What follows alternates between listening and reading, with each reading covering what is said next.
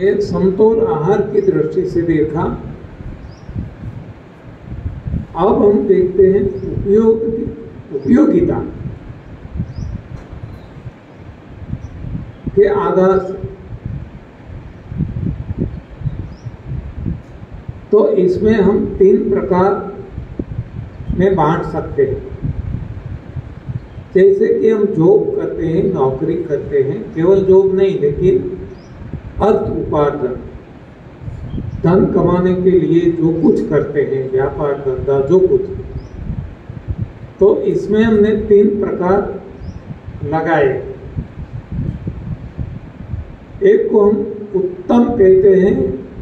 पहले के जमाने में खेती को उत्तम माना जाता था। उत्तम खेती, व्यापार मध्यम और नौकरी जॉब एक कनिष्ठ मानी जाती थी। क्योंकि कितनी भी बड़ी नौकरी है, कोई मैनेजर है, मैनेजर ऊपर कोई है, इसके ऊपर है, जो जहाँ तक नौकरी है अपना कोई ना कोई बॉस है, यानी कि एक गुलामी है।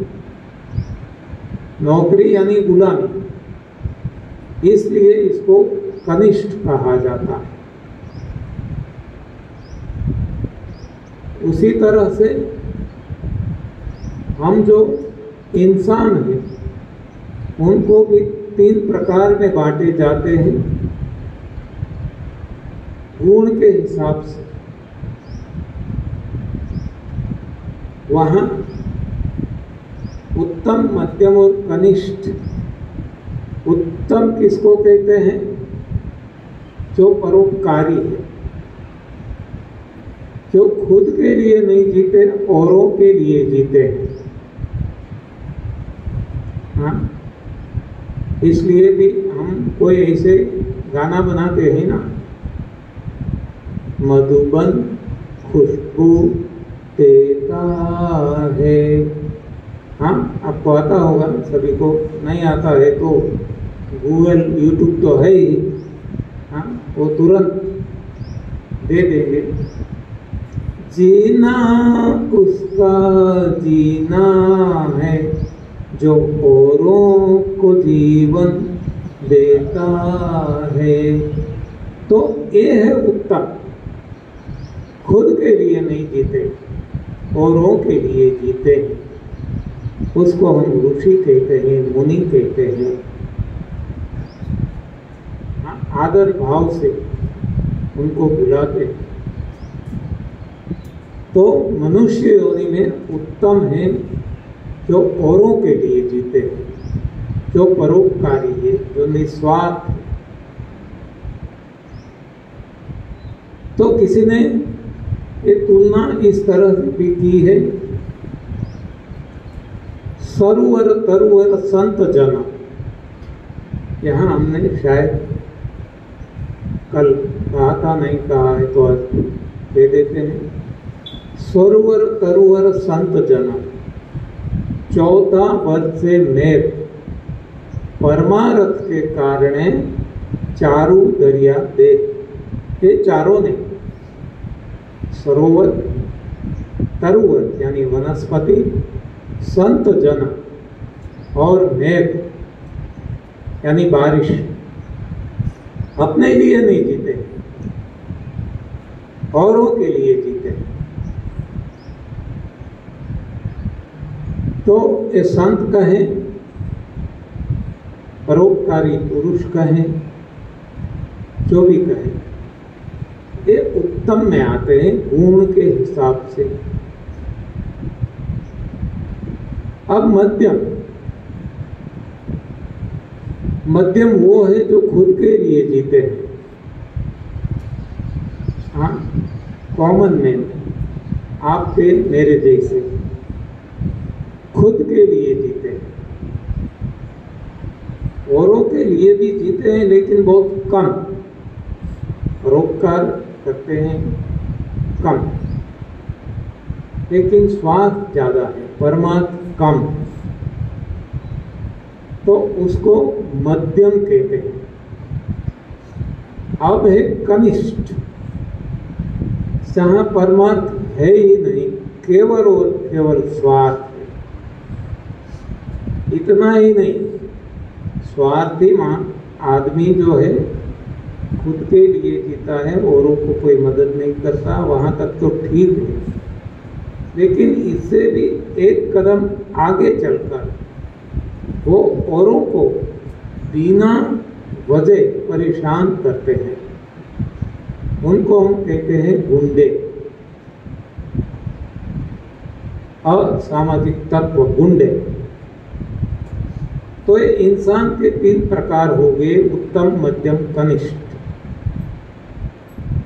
उसी तरह से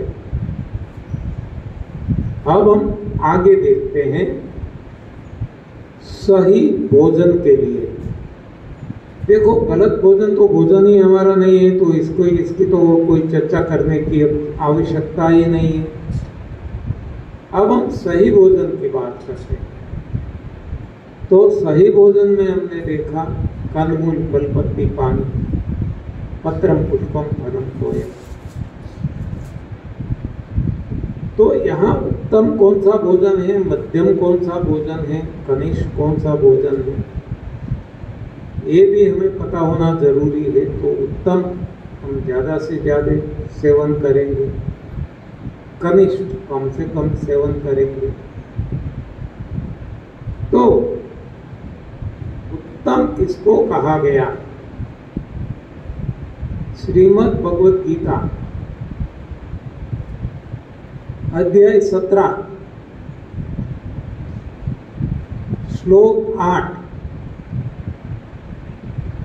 वहां भगवान ने बताया कि रसयुक्त आहार, रसाहार, वो सात्विक जनों को प्रिय है, यानी कि सत्वगुणी लोग ये रसाहार पसंद करते हैं, रसाहार खाते हैं। इसका असर क्या पड़ता है? तो सबसे पहले वहां बताया गया है आयु बल। हाँ, એટલે आयु में वृद्धि, हमारी आयु बढ़ती है। हम मानते हैं ना कि आयु जितनी है इसमें कोई न कम कर सकता है न बढ़ा सकता है, लेकिन ये भी गलत फहमी है, ये भी डेल्यूशन है, ये भी इल्यूशन है। हम ही हमारी आयु बढ़ा सकते हैं, हम ही हमारी आयु कम कर सकते हैं। सही भोजन खाएंगे, रसाहार करेंगे, हमारी आयु बढ़ेगी, और गलत आहार खाएंगे हमारी आयु कम होगी। तो आयु बढ़ाना भी हमारे हाथ में है, आयु कम करना भी हमारे हाथ में है। इसीलिए गीता जी में कहा गया है कि हम ही हमारे मित्र है, हम ही हमारे शत्रु है।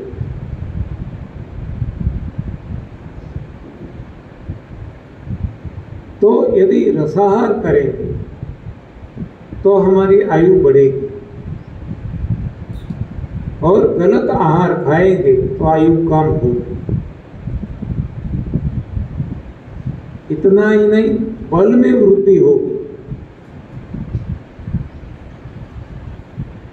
बुद्धि बल में भी वृद्धि होगी, सद्गुणों में वृद्धि होगी, और हमारा जीवन जीने योग्य हो जाएगा। हमारे जीवन में सुख तो आएगा, संपत्ति भी आएगी। देखो, ये भोजन से संपत्ति का भी संबंध है।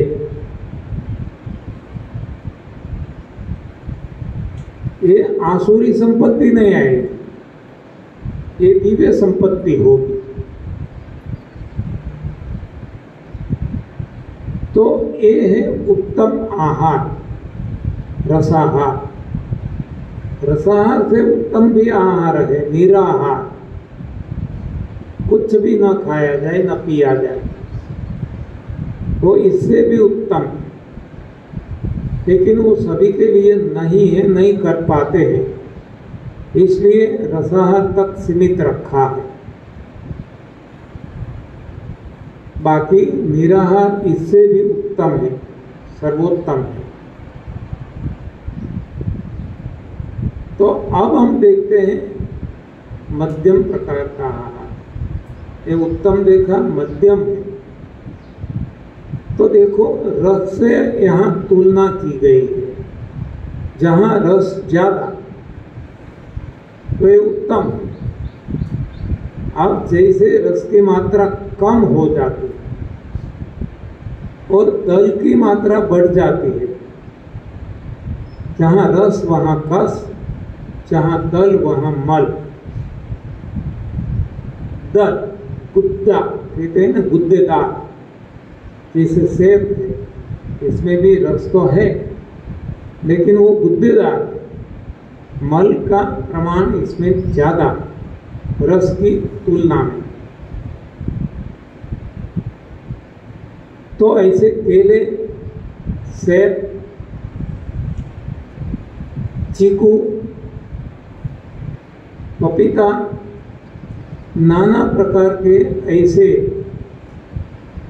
फल, उसी तरह सलाद व सब्जी जिसमें रस की मात्रा है लेकिन कम है, दल की मात्रा ज्यादा है, तो ये मध्यम प्रकार का भोजन कहा जाता है। पता चल गया सबसे ज्यादा जहाँ रस है, दल कम है, फाइबर जिसको कहते हैं वो कम है, तो ये उत्तम है। जहाँ फाइबर ज्यादा है, रस कम है, मध्यम कहते हैं। अब देखते हैं कि जहाँ रस है ही नहीं, सूखा, जैसे कि सूखे मेवे, ड्राई फ्रूट, इसमें बिल्कुल रस नहीं। पीसते हैं तो भी इसमें से, काजू में से, बादाम में से, पिस्ता में से, अखरोट में से तेल निकलता है, ऑयली है। तो जैसे हमने देखा इंसान के बारे में, ये जो परोपकारी है, पूर्णतया बिल्कुल स्वार्थी नहीं है, उसको उत्तम कहा गया। जिसमें स्वार्थ है लेकिन थोड़ा सा परमार्थ भी है, तो उसको मध्यम कहा गया। तीसरा हमने देखा कि टोटली स्वार्थी, और केवल स्वार्थी नहीं लेकिन बिना वजह, बिना कोई कारण औरों को परेशान करने में वो खुद मजा लेता है, उनको आनंद आता है, उनको हम गुंडे कहते हैं।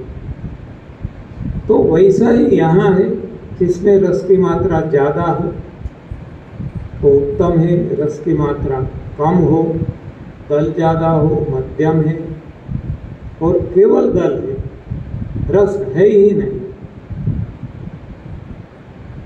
और साथ साथ रस तो नहीं है लेकिन ऑयल है, जैसे वहाँ हमने देखा कि परोपकार तो नहीं है लेकिन परेशान है, परेशानी है, परेशान करते हैं औरों को। तो उसी तरह से यहाँ रस जो फायदेमंद वो तो नहीं है लेकिन रस के जगह नुकसान करने वाला ऑयल है, तेल है। तो ये जो सूखे मेवे, ड्राई फ्रूट्स, उनको हम गुंडे कह सकते हैं। रस वाले संत, कम रस वाले जो मध्यम प्रकार के आम आदमी, सामान्य जन, और बिल्कुल रस नहीं, रस की जगह तेल, तो गुंडे। अब हमें तय करना है कि हमें संत पुरुषों का साथ लेना है या तो हम आदमी का साथ लेना है या तो गुंडों का साथ लेना है। हाँ, ये जब हम जानते होंगे। लेकिन आज तक जो हमने खाया है, रातों रात बदलाव आना संभव नहीं। हमारे मन में सबसे ज्यादा वैल्यू ये गुंडों की ही है। हाँ, सूखे मेवे की ही है। दाम भी उसका सबसे ज्यादा है। और मेहमान आते हैं तो दिखावे के लिए भी हम ड्राई फ्रूट्स रखते हैं। हाँ, क्योंकि वैल्यू ज्यादा है सभी के मन में। तो ड्राई फ्रूट्स वैसे हम छोड़ नहीं पाएंगे, वैल्यू है इसलिए। तो फिर क्या करें? कोई बात नहीं, खाएं लेकिन कम खाएं। गुंडों की सोबत नहीं रखना है, लेकिन आज तक रखी है। फ्रेंडशिप तो ऐसे तो छूट नहीं सकती, लेकिन अब थोड़ा अंतर बना लें, कम सोबत करें, जब आवश्यकता है तभी। तो यहाँ भी जब आवश्यकता पड़ती है, इच्छा होती है, बिना खाए नहीं रह सकते, तो इसमें जो नुकसान करने वाले हैं एसिड, ये सारे ड्राई फ्रूट्स एसिडिक हैं, जो सूखे। हाँ, ड्राई फ्रूट में भी ऐसे हैं जो पूर्ण तरीके से सूखे नहीं है, जैसे कि डेट है, खजूर, वो इतना सूखा नहीं। किशमिश है जो अंगूर से बनी।